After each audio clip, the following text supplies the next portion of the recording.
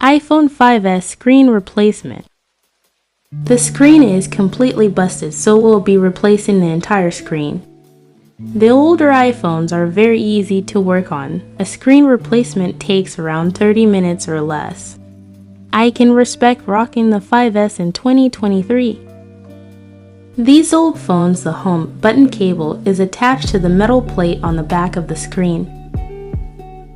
Apparently, the SN5S stands for security because it introduced Touch ID.